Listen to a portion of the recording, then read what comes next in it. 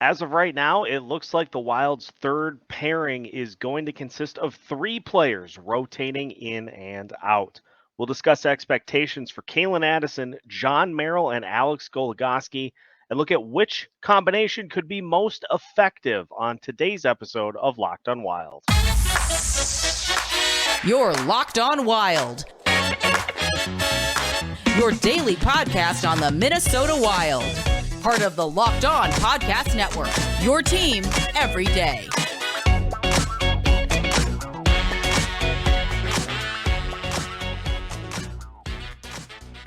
What is happening, everybody? Welcome into another episode of Locked on Wild, your daily Minnesota Wild podcast. Part of the Locked On Podcast Network, your team every day.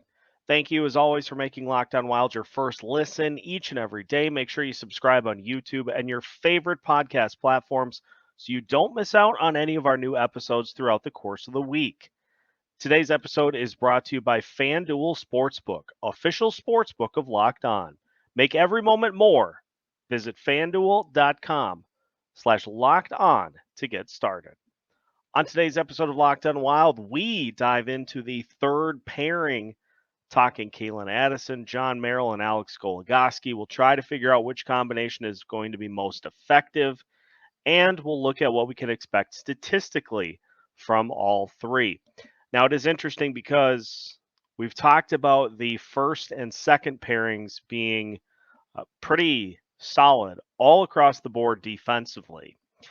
And you've got kind of a little bit of each with the three guys that will be making up that third pairing. With Calen Addison, you have a solid ability to man the Wild power play, something that when he was taken out of the lineup was pretty evident to be lacking for the Wild down the stretch last season. You have Alex Goligoski, who at this point, he is kind of in between a full-time player and a replacement, trending towards more of a replacement. We saw at the end of 2 seasons ago, kind of wore down as the season went on with his age, of course, and last season did the same thing when thrust into the lineup on a more regular basis to assist with injuries to various Wild players throughout the course of the season. And then you have Jon Merrill, who brings a little bit of size to the back end, but it's interesting because it just seemed like a lot of the things that Calen Addison was punished for at the end of last season, where he kind of eventually fizzled out of the lineup. It seems like a lot of the things that he was punished for were things that Merrill was doing as well. And so there is a lot that is at stake for all three members of this potential third pairing. For Calen Addison, still unsigned as of yet, but he is at this point going to be trying to prove that he's not just a specialist and that he is able to provide value on defense as much as he is on offense. For Jon Merrill, it's going to be hoping for a bounce back season. 2 years ago, he was solid on the third pairing. It was never a defensive pairing that was exposed. Whereas last season, it seemed like teams found ways to get to that third pairing and get some goals in on them. There were a lot of penalties, and it just seemed like production-wise, things dropped from 2 years ago to last year.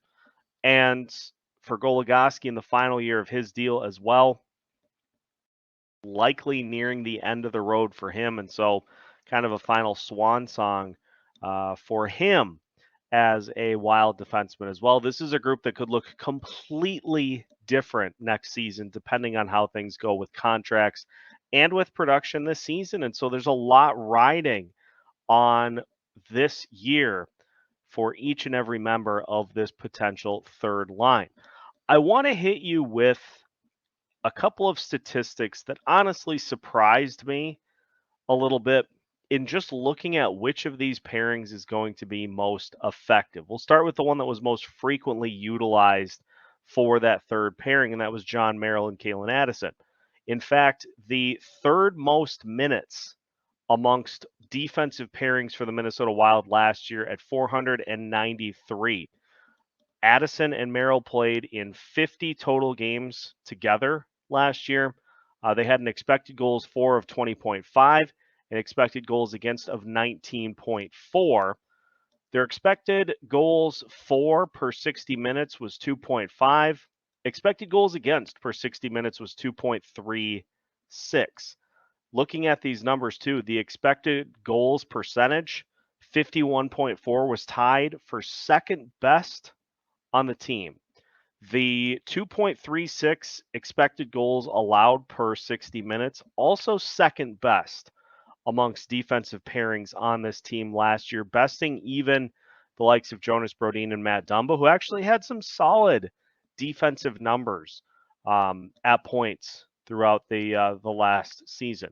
You couple that with the Alex Goligoski, Jon Merrill pairing. They played in 21 games together, 44.4% expected goals percentage, expected goals for of 3.6, expected goals against of 4.5, expected goals for per 60 minutes of 1.95 for Goligoski and Merrill, and expected goals against per 60 minutes of 2.43 for those guys. So the defensive numbers, not terrible.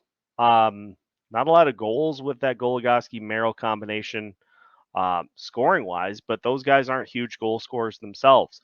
The difference being that Calen Addison adds the offensive punch to that grouping. And so I think you roll into this season with the expectation that it will be Calen Addison and Jon Merrill on that pairing, and that you're going to get a bounce back year from Merrill, and you're going to get a strong all-around season from Calen Addison. And that's the hope.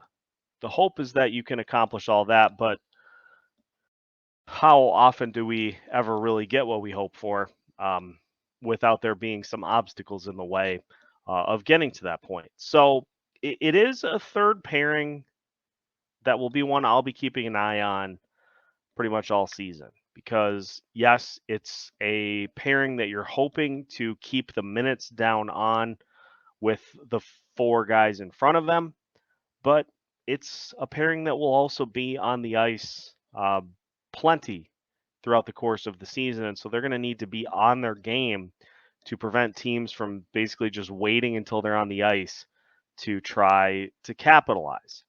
Now, statistically, what can we expect from all three guys for the upcoming season? We'll dive into some of the numbers and look at some over-unders as what we can expect from Addison, Merrill, and Goligoski as we continue today's episode of Locked On Wilds after this. The NFL season is underway, and you can get your season started with FanDuel, who is giving you a chance to win all season long. Because right now, when you bet on a Super Bowl winner, you can get bonus bets every time that team wins in the regular season. Just pick any team to win the Super Bowl, and you'll get bonus bets for every victory. Unfortunately for Vikings fans, if you went with the Philadelphia Eagles, you're feeling pretty good right now. If you went with the Vikings, some turnovers are preventing you from having as good of a time as you could. But there's hope for the season to get turned around before too long. You can use some of those bonus bets on spreads, player props.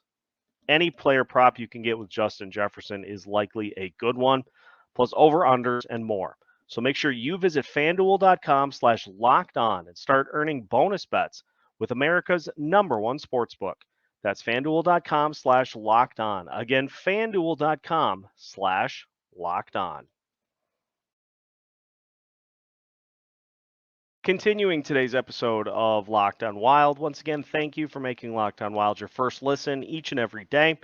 For the everydayers, make sure that you tune in next week as we discuss Filip Gustavsson, Marc-Andre Fleury, and yes, the coaching staff as well, as we draw Locked on Wild Boot Camp closer to the end. We'll also be sneaking in some Central Division crossovers, Central Division collisions, as we're going to call them, to get a little bit of intel on the rest of the Central Division as we get ready for the start of the season. So make sure to catch all of that coming up next week here on Locked on Wild. If you have not already, make sure you subscribe and follow on your favorite podcast platform so you don't miss out on any of these great episodes as we draw closer to the start of the regular season.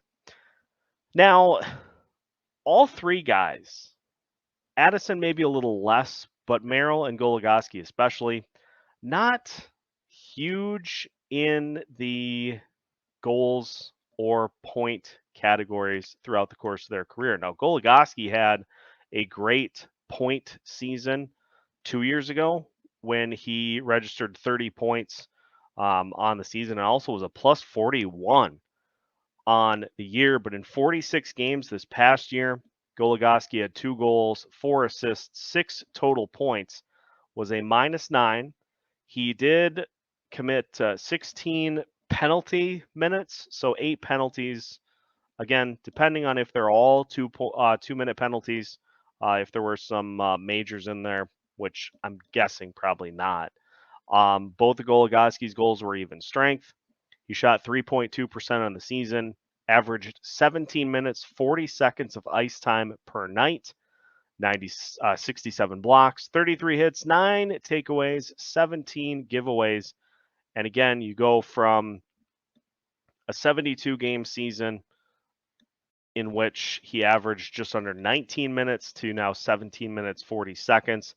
You have nearly a 500-minute drop in ice time from 2 years ago to last year. It just kind of speaks to where Goligoski is at. And he had that large stretch in which he was on the bench, got into the game against the Carolina Hurricanes for his 1,000th career game, scored the OT winner, of course, on the night that he was honored.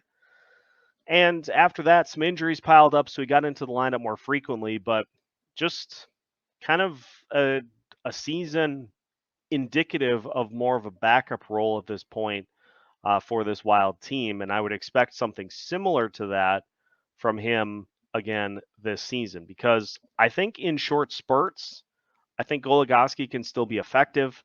But if you're relying on him to play a full season for large stretches, that's where some of the issues start to take place. So if we can keep Goligoski to filling in for somebody here, filling in for somebody here, filling in for somebody here, then I think that portion of it will be fine, which you look at his numbers too. I would say 2 goals, 4 assists, 6 total points.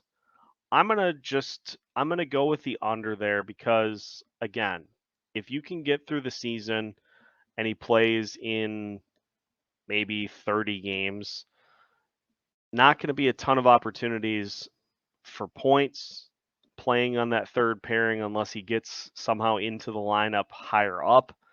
So I'm taking the under for Goligoski points and really all of the statistical categories because he basically at this point is a 7th defenseman on this team. So not expecting a ton, but again, in stretches, a couple games here, a couple games there, I think he can still give you some decent minutes out there on the ice. Now, Jon Merrill, his stats 2 years ago, 4 goals, 16 assists, 20 total points. He was a plus 15, had 112 blocks, 46 hits, 6 takeaways, 21 giveaways.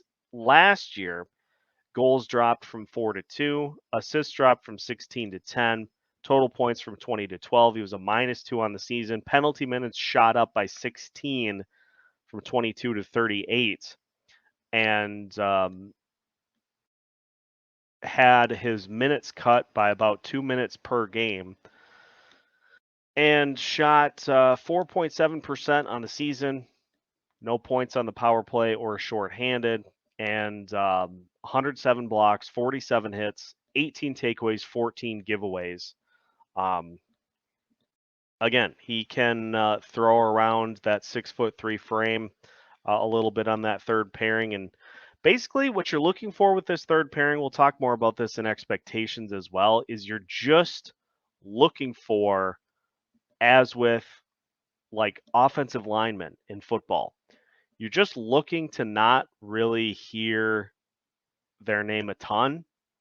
And so if we can get through the season with Merrill cutting down on some of those penalty minutes, and really what you get from a scoring perspective from most of the third line is a bonus.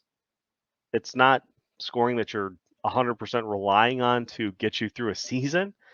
So if he gets, 3-4 goals, if it's a little step above what he had last year, maybe slightly below 2 years ago, 4 goals, 15 assists, it's not a break the bank type of production. It's not like you're relying on him giving you 30 to 40 points from the blue line.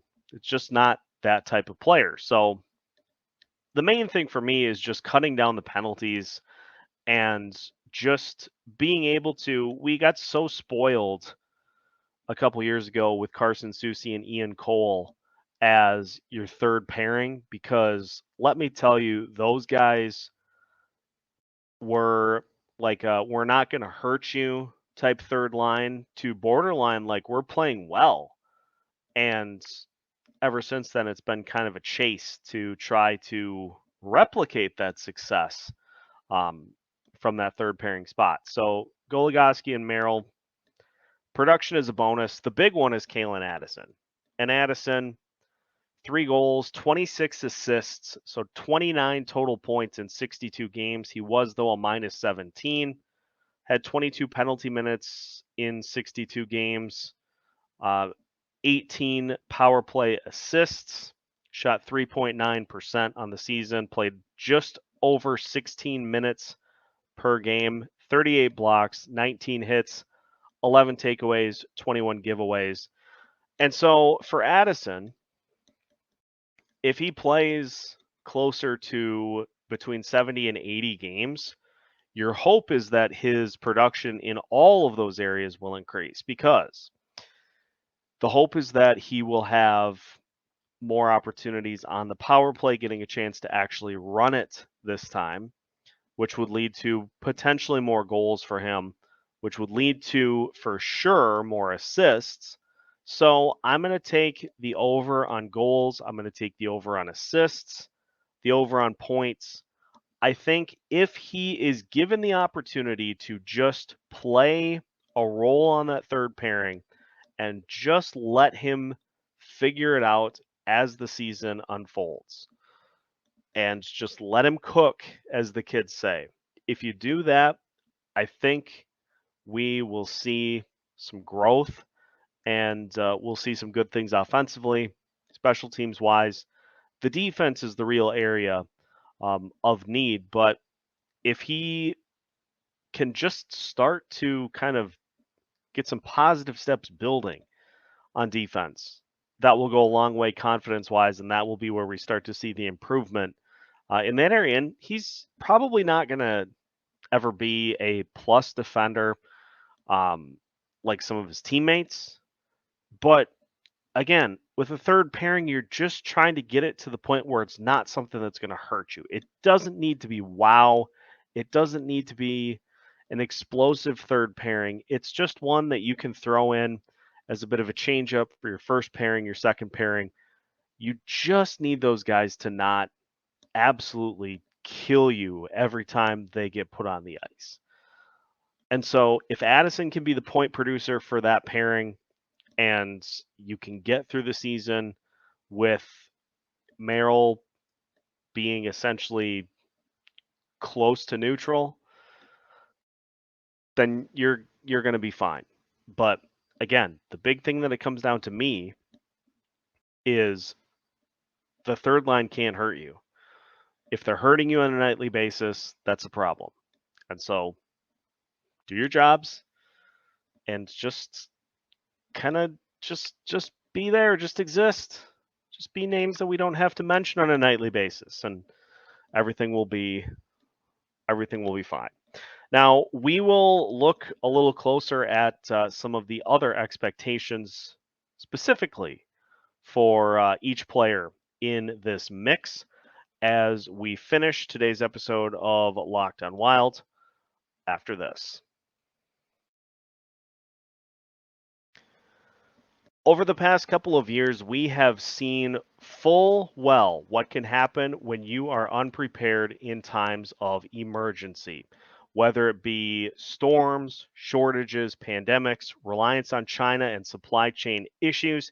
We need to be prepared now more than ever. Jase Medical can help you be prepared when emergencies arise.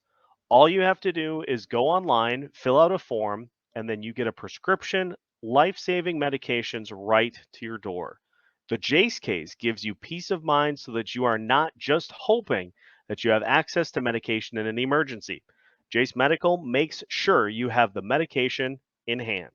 You can save more than $360 by getting these life-saving antibiotics with Jase Medical, plus an additional $20 off by using code LOCKEDON at checkout on jasemedical.com. Again, that is jasemedical.com, promo code LOCKEDON for an additional $20 off your more than $360 in savings through Jase Medical. jasemedical.com.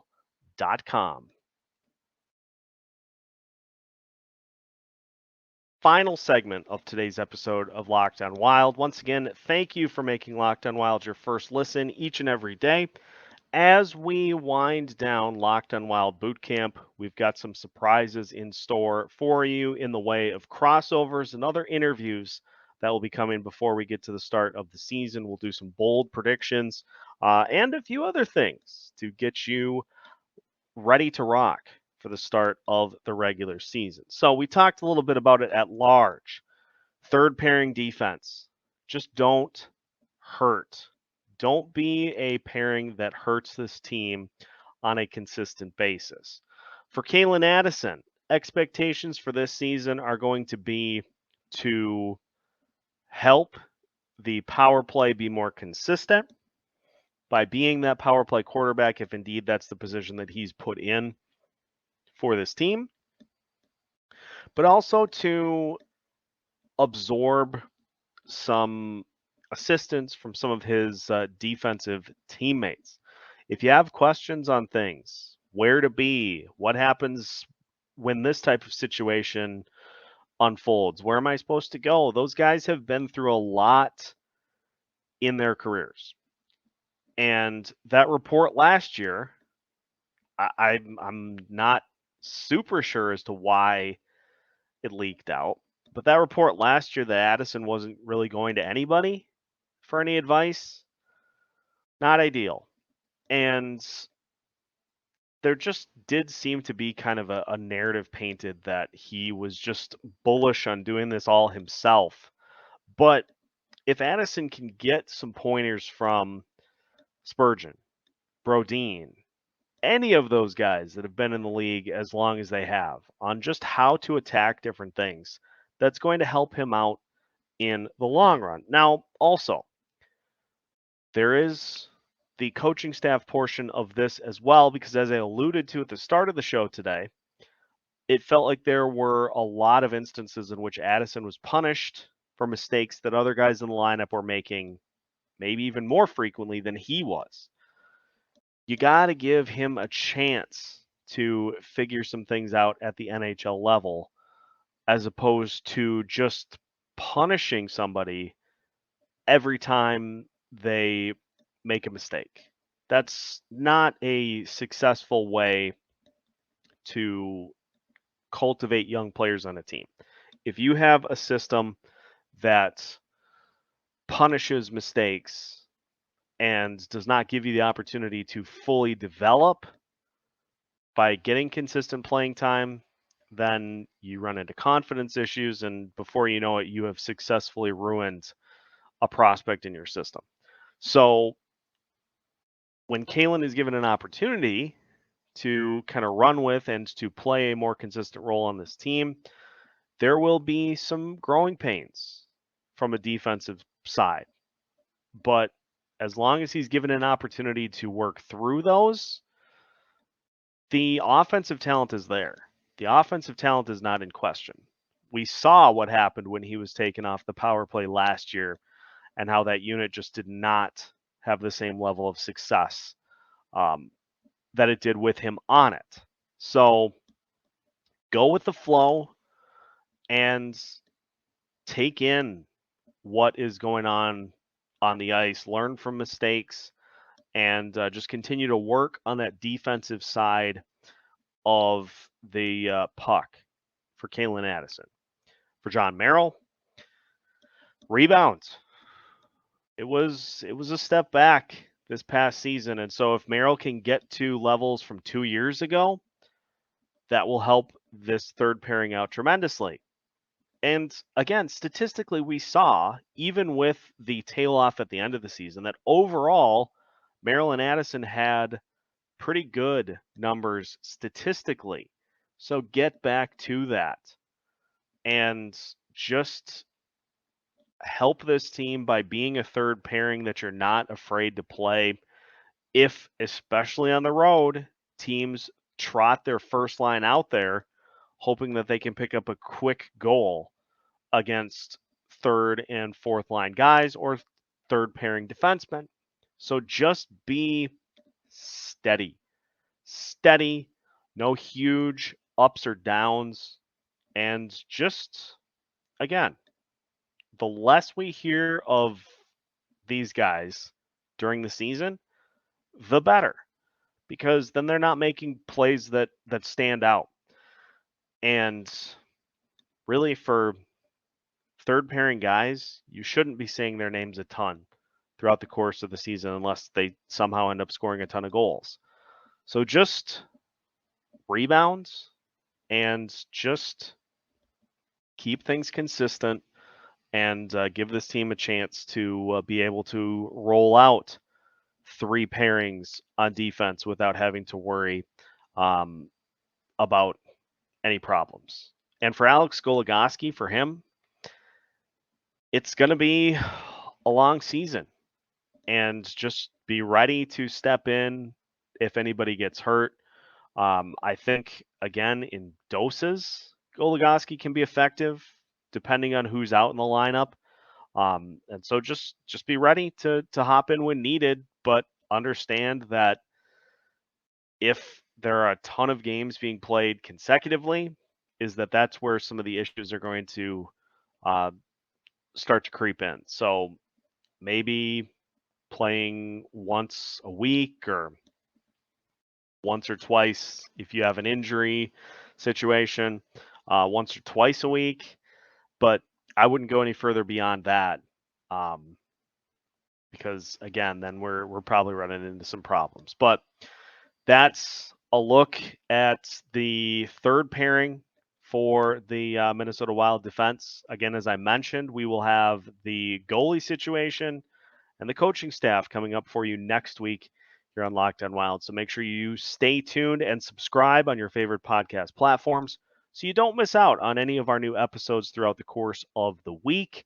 You can also find us on social media as well. We have some fun things planned for the season in those areas as well. So make sure to follow us wherever you can and stay up to date on all things Minnesota Wild. We have new episodes every Monday through Friday as part of the Locked On Podcast Network.